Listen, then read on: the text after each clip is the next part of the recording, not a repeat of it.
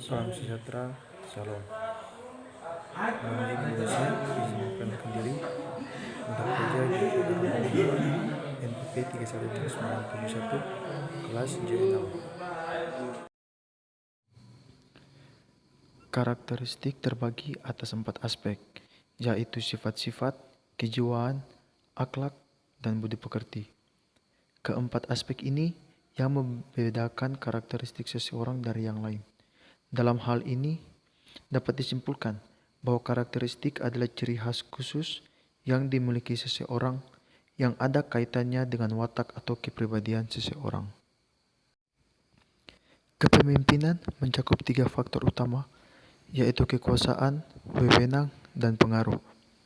Dari ketiga faktor ini, dapat disimpulkan bahwa kepemimpinan sebagai keterampilan memanfaatkan kekuasaan dan wewenang untuk mempengaruhi orang lain dalam mencapai sasaran. Kepemimpinan menurut para ahli.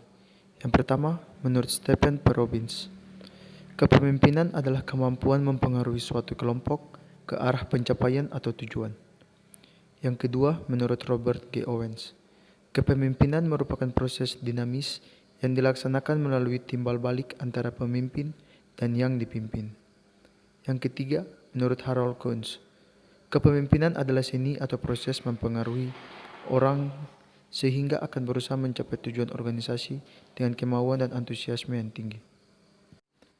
Karakteristik pemimpin, yaitu memiliki tekad yang kuat, memiliki kemampuan baja, jujur, integritas, sangat percaya diri, kreatif, fleksibel, berkarisma, mampu bekerja sama, mampu secara mental dan intelektual, rohani baik, pernikahan dan keluarga baik. Menurut Yakob Tomatala, kepemimpinan Kristen adalah suatu proses terencana yang dinamis dalam konteks pelayanan Kristen yang di dalamnya untuk memimpin umatnya guna mencapai tujuan Allah melalui manusia. Kepemimpinan Kristen didasarkan atas premis utama bahwa Allah di dalam kehendak-Nya yang berdaulat telah menetapkan serta memilih setiap pemimpin Kristen kepada pelayanan memimpin. Di lain pihak, kepemimpinan Kristen harus memiliki dasar etika moral yang alkitabiah.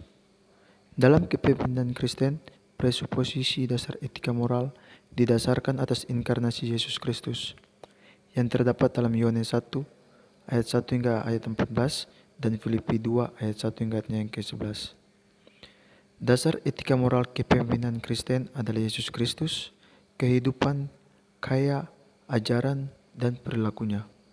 Hal ini merupakan teologis filosofis kepemimpinan Kristen, di mana seluruh kerangka kepemimpinan Kristen dibangun atas dasar ini. Contoh kasus yang salah dari kepemimpinan Kristen. Yang pertama yaitu, hal yang cukup mengganggu belakangan ini adalah munculnya hal-hal yang bersifat sara dalam suksesi pemimpin, baik untuk pimpinan daerah maupun pimpinan nasional. Dimulai dari Pilkada DKI yang menguras energi hampir seluruh bangsa Indonesia. Terjadi juga dalam lembaga-lembaga Kristen dan gereja-gereja, pemilihan pemimpin atau sinode gereja tidak terlepas dari isu KKN dan sudah menggunakan model dunia untuk mencari pemimpin, dan kasus korupsi juga dilakukan oleh orang-orang yang duduk sebagai pemimpin di lembaga gereja tersebut. Penyelesaian. Melihat kasus-kasus tersebut, suatu pekerjaan rumah besar bagi bangsa ini ke depan untuk mampu membersihkan dan melakukan pembangunan karakter serta integritas para pemimpin dan masyarakat. Orang Kristen juga dituntut memiliki karakter yang baik, maka pendidikan melalui gereja juga diharapkan memberikan andil dalam membentuk pribadi berkarakter, sehingga pada akhirnya akan muncul pemimpin-pemimpin yang berkarakter dan berkualitas sama seperti Kristus.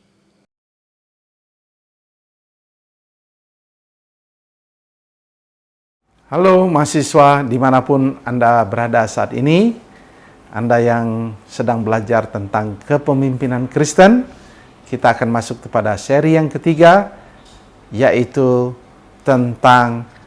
kita belajar tentang 3 pilar kepemimpinan Alkitabiah.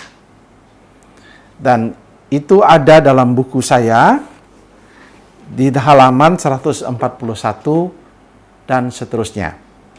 Nah, bagi saya, kepemimpinan Kristen itu memiliki 3 pilar. Jadi 3 pilar yang dimaksud adalah yang pertama, pemimpin Kristen haruslah, pilar yang pertama yang dimilikinya haruslah pemimpin yang rohani, spiritual leader. Pilar yang kedua adalah pemimpin yang berkarakter hamba, servant leader.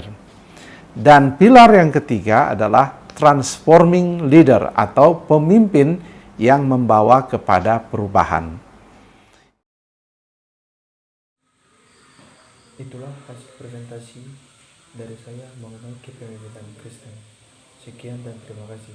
Salam sejahtera, Shalom.